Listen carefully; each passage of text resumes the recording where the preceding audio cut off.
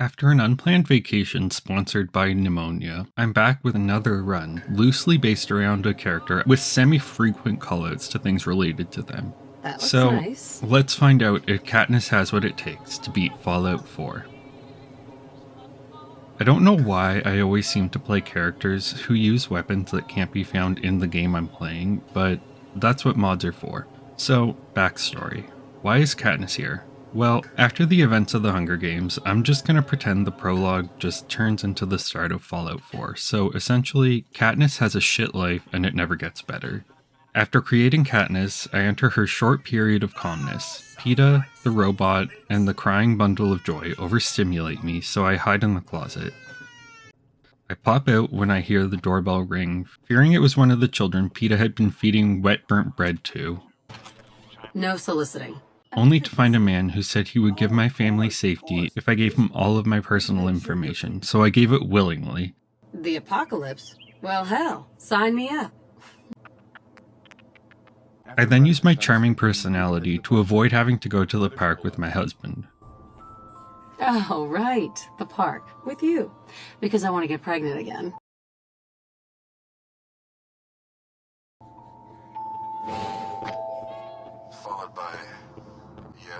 Followed by flashes. The news comes on and Panem is at war again.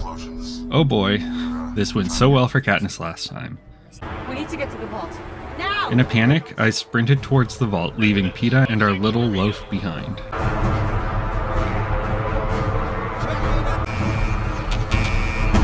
I love you. Oh my god! After a sizable explosion, we make it into the vault. I enter cryogenic stasis, watch PETA get shot, and my mind flashes back to the time when he was choking me out a few years ago, and instantly I kind of feel better about him dying. Some guy grabs the baby and heads out, and I mean, I don't feel that attached to the baby, but the disrespect of taking it really isn't something I'm okay with, so we're gonna have to deal with that. I then go back to sleep and wake up after what logically couldn't have been any longer than a year, because you're super aware of time passing when you're in cryogenic stasis. Returning to the surface, our metal dog is waiting outside the house, and he has done a terrible job at keeping it clean. My god. They did it. Everything's dead. Right? If only. I asked him why he was acting so Codsworth, you're weird, acting and I guess some wires were crossed or something, weird. because the thing What's starts wrong? pretending to cry. Just horrible. Stop I tell it it. to shut up, and it tells me that I've been asleep for over 200 years. After processing all of that, my automatic first reaction is to revert to old Katniss and create a bow and get ready to kill whoever and whatever I need in order to get my son back. For the materials to craft the bow, I went to the Red Rocket truck stop and encountered dog meat. Self. Because I don't know how to fight without a bow, I let him kill the mole rats that were chasing me around the gas station. What a good dog. But this game wasn't designed with bows in mind, so modders had to create their own animation patterns and such to make it work, and generally the mod worked pretty well. But in third person, the aiming was a little rough, and it was a little odd that my hand wasn't actually on the bow, but really, overall, they did a pretty darn good job making bows work in the game. With a weapon I could use in hand, Katniss was ready to make her way to Concord.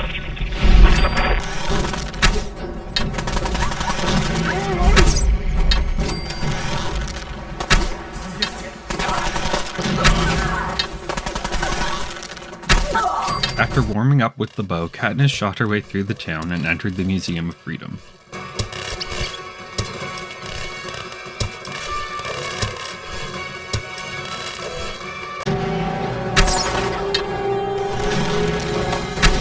I hacked the computer and then lockpicked the room for the fusion core to get the most experience points possible. This was probably pointless, but whatever. I then proceeded to show every raider in this building that the wasteland is nothing compared to the Hunger Games. At the top of the building, I encountered the most insufferable man imaginable, and every single person he is with is just the absolute worst. Preston is a whiny goody two-shoes with a savior complex and an inability to let go of the past, which actually kind of sounds a lot like PETA. This is crazy. It's a suicide. I'll help. Anyways, after I tell them they're idiots, I decide I'm gonna do what they say anyways, because I don't have much to live for at this point, so why not? Great. You're completely nuts. Oh boy. That's it. The crackhead I'm granny outta tries to here. talk to me on the way out, and I just do Hey. not fucking care what she has to say. I get to the roof and have no intention to use the power armor, and then I realized, if I jump, I will just straight up die. So reluctantly, I put on the armor to jump down and killed off the raiders firing at me, activated the Deathclaw, and walked into the building to take it off.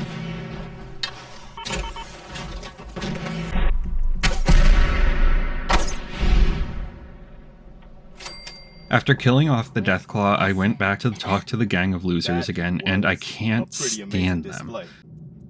You're nothing to me. The Minutemen are the most unlikable faction in the entire Fallout series, in my opinion. Methany tries to talk to me again on the way out, and I tell her to shut up and walk away. But I did hear her mention something about Diamond City, so I'll keep that in mind. If she can get drugs there, there might be human trafficking there, and that means Sean might have gone through there. Looking to trade? Just looking. Rob me? Just looking for. Directions to Diamond City. Looking for love, sweetheart. You come to the wrong place. On the road, I flirt with a trash can, and that nets me a discount, apparently. Everything was still so expensive. $151 for a carton of cigarettes seems way too high. I then encountered a tense situation at Drumlin Diner, and I tried to use Katniss's charm and charisma to settle the tension. You stop waving that gun in my face, or it's gonna involve me. You're dead. But the second I opened my mouth, they opened fire. Trudy thanked me for handling the situation, and I headed out again. After making my way to Hangman's Alley, I broke in, and I was way too used to playing Souls games at this point because I had forgotten the golden rule of Bethesda. Save constantly. I got murdered in the alley and ended up all the way back at Sanctuary. Thanks to the power of movie magic, all you get to see is Katniss returning to Hangman's Alley, where I drop a quick save before killing every raider in there. Finally, I was at the gates of Diamond City. I'm just doing my job. Ooh! Ooh! I'm sorry, but Mayor McDonough's really Piper. Oh my god, Pepper takes so long to talk, I wonder if I can speed this along. If I just... Shit, I forgot I had all the NPCs or killable mod downloaded. Okay everyone, play it cool, we're gonna figure this out. Come on Pepper, okay now, let's do a little bit of this. Okay, and... Yep, and there we go. Everything's fine. Hey, Piper. Newspapers just like to stir up trouble. Bitch. What did you say? Oh, whatever. After talking I'm to done Mrs. talking. Condom, I head to the detective agency. I steal a fan as I walk in because the sound gives me comfort at night, and Ellen talks to me about Nick. Was that Nick disappeared? I actually managed to convince her to pay me extra to find him, Come on. but then I got a bit too greedy and she backtracked. Upset by this, I lashed out and thought that I would be able to just bring her back like Pepper, but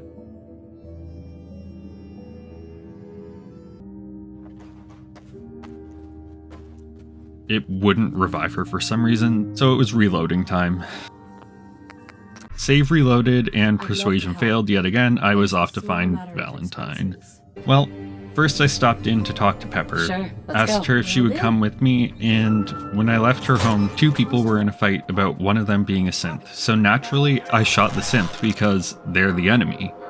Well, the town apparently loves synths because they turned on me and everyone ganged up and murdered me.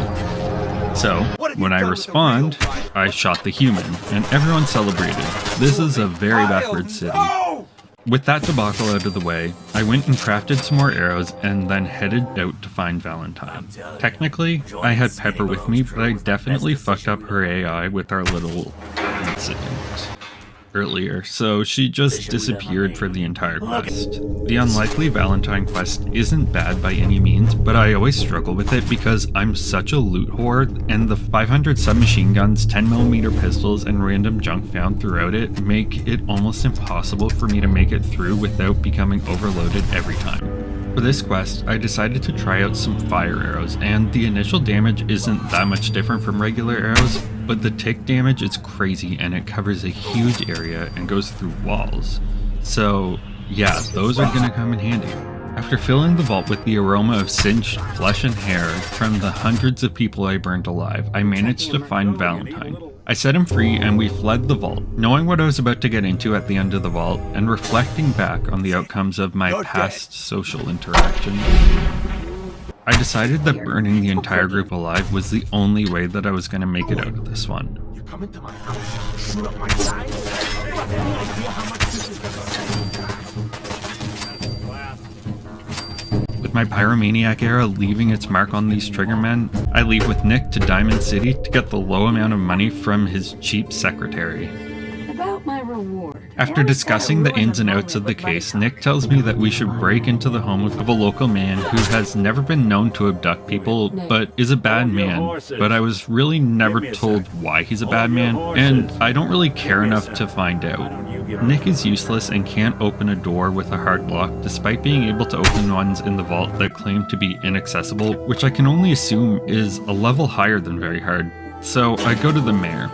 I find it entertaining to see how terrible Katniss is at convincing people to do things, so anytime there's an option for it and it isn't life or death, I do it. Somehow it worked out this time, and the mayor believed me that the serial man abducted a child.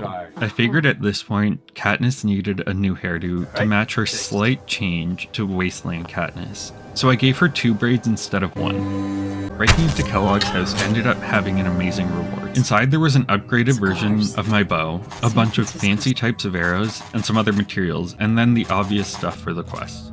An unfortunate situation happened after going through his house. I had run out of storage in my external drive and it corrupted the video file. The nice thing about Bethesda games is that you have save files like this that you can go back to and use them to play off of, and thankfully it was only going back a few hours, but it definitely frustrated me. That's also why instead of going to Fort Hagen, which I did do originally, I go to Sanctuary and start spam building shelves because I was so annoyed and wanted to get through things as quickly as possible, and the best way to do that was to get some levels. Although I probably could have gotten through Fort Hagen faster than it took for me to build all those shelves. Whatever. Oh, I also gave Mon Methma enough drugs to kill a horse, and yeah, she died. It was unfortunate.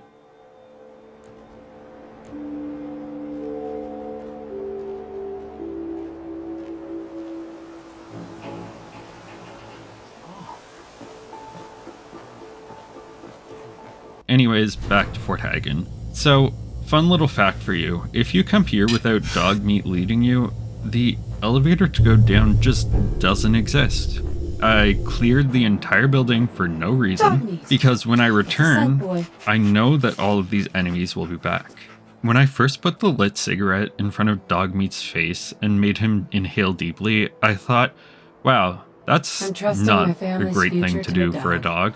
And then I remembered he lives in a nuclear world where he's exposed to constant radiation, and smelling a lit cigarette is probably like an air freshener for him. So, probably not that big of a deal. Anyways, after letting my dog sniff a lit cigarette, I then ignore him and fast travel back to the fort, and everything is magically fixed. After running through the fort again, I made it to Kellogg, and honestly, I didn't like my odds if I went in and fought a group of enemies with guns surrounding me with my bow, so I stood outside the room and equipped a mini nuke arrow and just shot it into the room. The first blast didn't get the job done, so I used one more and then switched to explosion arrows to clean up any stragglers. With that out of the way, I looted his body and rooted my hands through his noggin and grabbed a shiny piece of brain as a killer's memento, and then went on my way. At Valentine's, Pepper made another surprise appearance. She seems to be showing up for things that matter for the storyline, but I think the whole dying and coming back to life has caused her to enter into a deep dissociative state where she feels the pull of the void drawing her in. Or she just hates me for murdering her and doesn't think bringing her back to life makes up for it, so she abandons me in dangerous situations but makes it seem like she's there for me when other people are around. Both theories make sense. Anyways, Nick says that we need to use my piece of brain that I collected to get into the Institute. There's no way that could ever work. I'm gonna need a really sharp ice cream. I'm sure you'll I manage. head to Good Neighbor, and as I enter, a man looks at me the wrong way, and I'm in a mood because Pepper being so petty is annoying me, so I shot him in the face.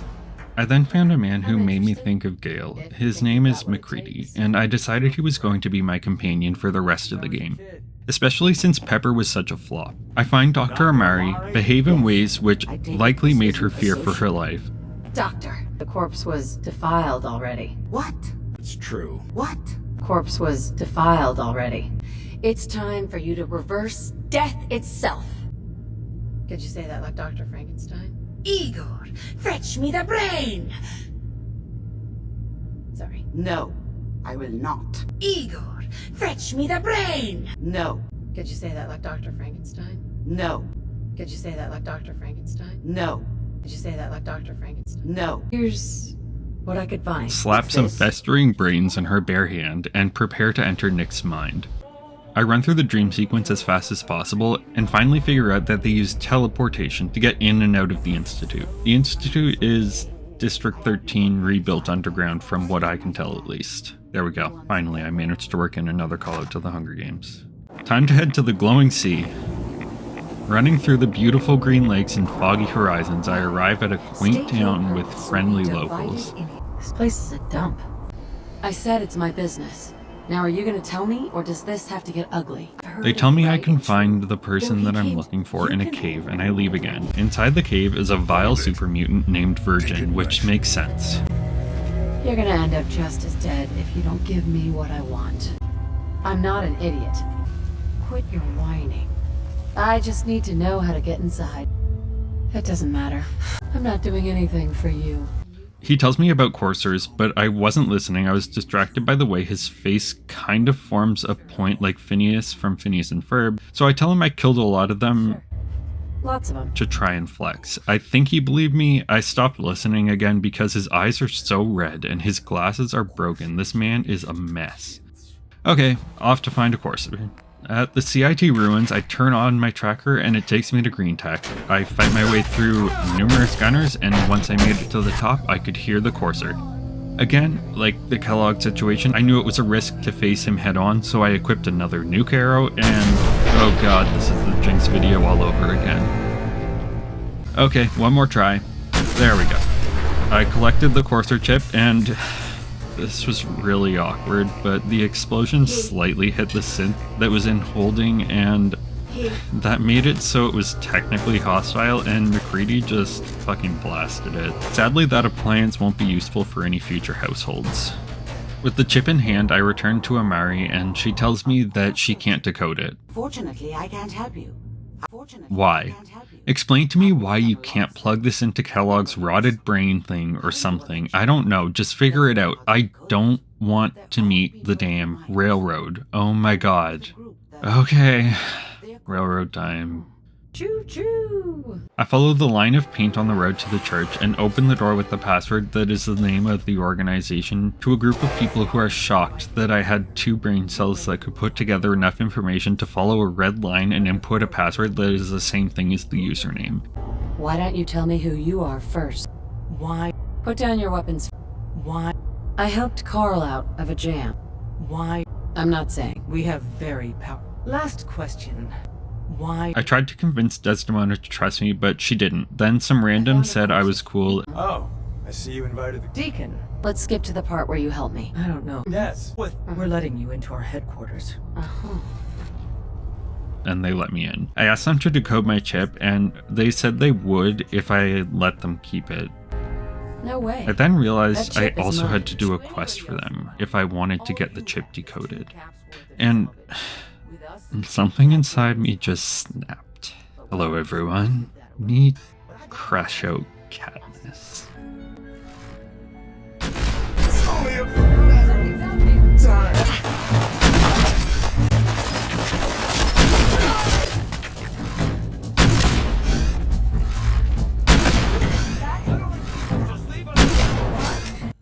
After dealing with the pest problem, I looked at the computer, and much like the simplicity of finding the location, the chip was easier to decode than they made it seem.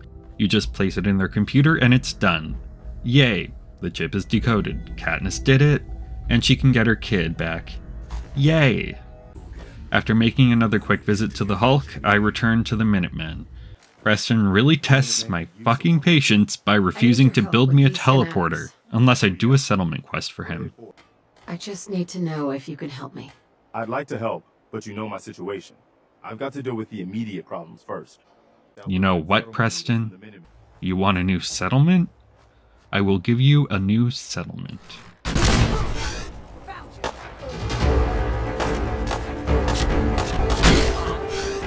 My continuous crash out is starting to feel like a main driving force behind my decisions as opposed to attempting to make my character anything like Katniss. I had some trouble.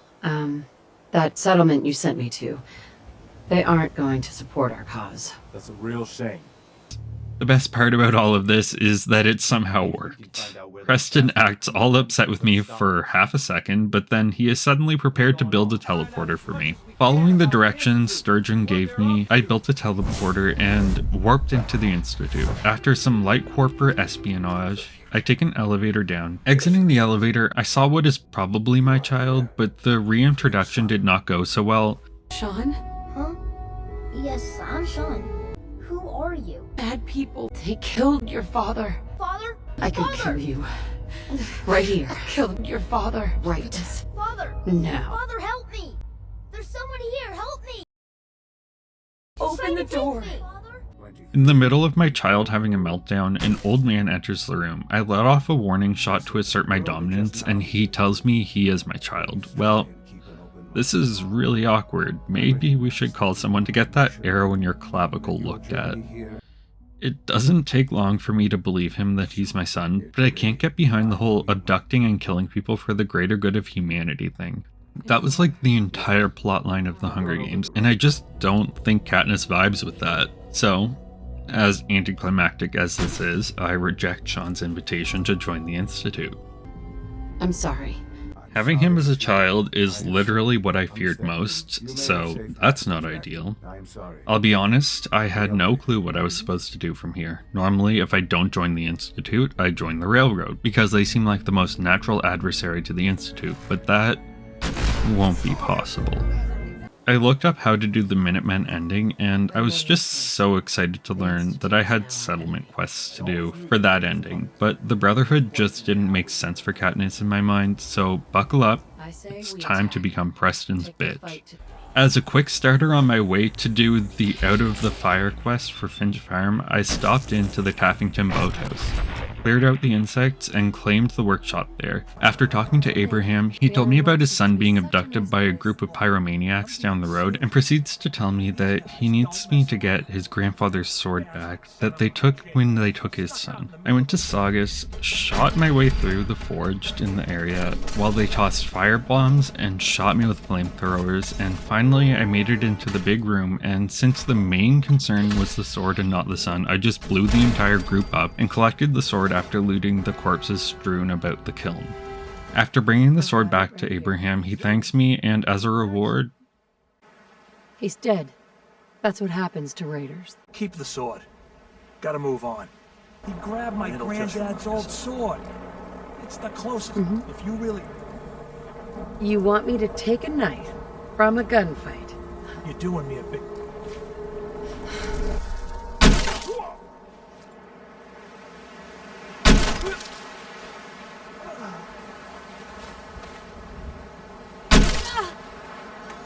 This settlement stuff is giving me more difficulty than anticipated. Okay, green top nursery time. Hey. Please do not make this any worse for me. A simple mutant clearing quest later, and green top nursery is with the Minutemen. One quest done. Well, I think the partially complete quests count for something, or getting the boathouse helped me because Preston informed me that it was time to take back the castle. At the castle, a random group of people tried to tell me what they think we should do to take the castle, but I figured knowing nothing about the area or the enemies, I was best suited to choose the approach. Let's hit him. All right. This fight was just terrible. The Minutemen got their shit rocked. If it wasn't the Mirelurks turning them into chum, it was them catching stray arrows, and I don't think anyone survived. The Mirelurk Queen was pretty easy, the bow does great damage, and explosive arrows go crazy, but it was once she died that the real problem began. Preston was gone, like, completely. A marker for him existed, but he was not there. My best guess is that he either died or was knocked down and fell through the ground and became inaccessible. I looked everywhere for him. I then tried to use console commands to complete my objective to maybe force his location to change, and nothing seemed to work. I tried using the place at me command once I returned to Sanctuary and it brought him there, but I couldn't really interact with him. I even tried going to a settlement in need and killing everyone in it to get a rise out of him, but it failed. What finally seemed to do something was resetting Preston's AI. I saw his marker appear at the Museum of Freedom. I went there, but he was on the move. I managed to catch him back at the castle. Also, as a little bonus, killing the people at Oberlin Station completed that quest. I had some trouble. After claiming Starlight Drive-In, Group Manor, defending Taffington, and helping Abernathy Farm, Preston tells me Ronald is at the castle. Oh, also, the place at me command created an unkillable clone of Preston that wanders Sanctuary, which is absolutely horrifying. I've been waiting to talk to you. I'm Ronnie Commonwealth, but Princess Shaw. At least I was. You were a Minuteman. What? You were a Minuteman. You don't think an old broad like me can fight? Shut up. Let's get this over with.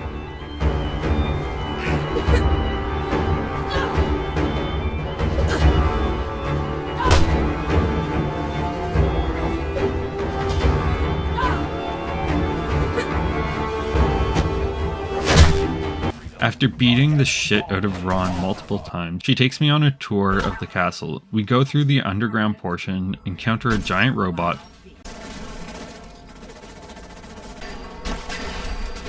find schematics for an impractical grenade launcher that is slower and less accurate than the laser turrets that are right next to them. I built the artillery, launch off some missiles, and say bye to Ron to get on the road to more Radiant Settlement quests, the absolute best part about Fallout 4. I returned to Preston, got in a cheeky little kill, reloaded, and after telling Preston about the success with Ronnie, he tells me we need to defend the castle against the fight with the Institute. After setting up some better defenses than the shitty artillery, the castle was invaded. This fight was tough. I died many times. The laser blasts from all angles would quickly overwhelm me and take me out. Ultimately, the most effective technique I found was to hide in a corner and let the enemy come to me. I still died multiple times, but eventually we made it out victorious, and by we I mean me, Preston, and McCready, because literally everyone else died. Back at Sanctuary, I talked to Sturgis, who told me about a back entrance into District 13. This would be my way in to get the Minutemen into the Institute. Following a nice dip into irradiated sewage, I made my way through the bowels of the Institute, eventually reaching the area I entered the Institute through the first time. This is where I let the rest of the Minutemen into the Institute with me.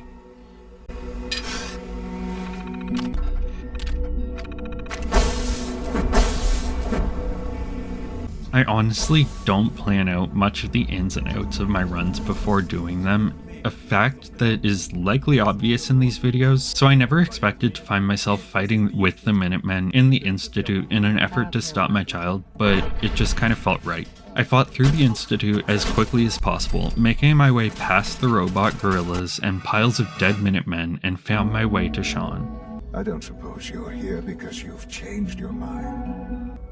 All the enemies you've created. You can't imagine why I'd be standing here. Or did you just come to gloat? I'll see you in hell. I'm sorry it's come to this, Sean. You're sorry. You can't be that sorry. Sean, if you help me, fewer people will die.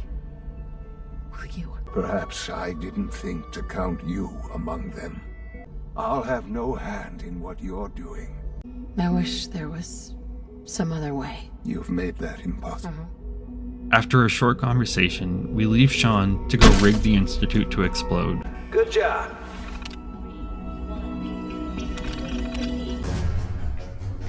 Says he's the general's son.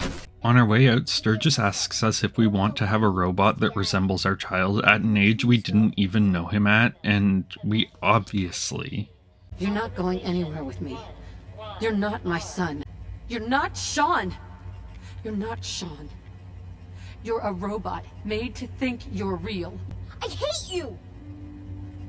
Fire it up. You seriously gonna leave that?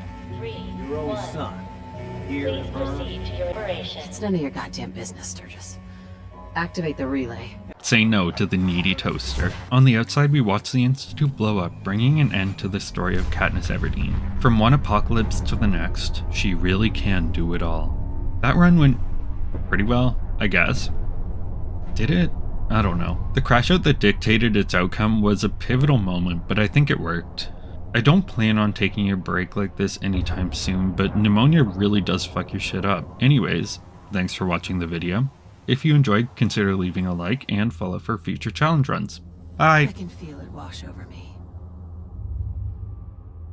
The heat, the force, the radiation.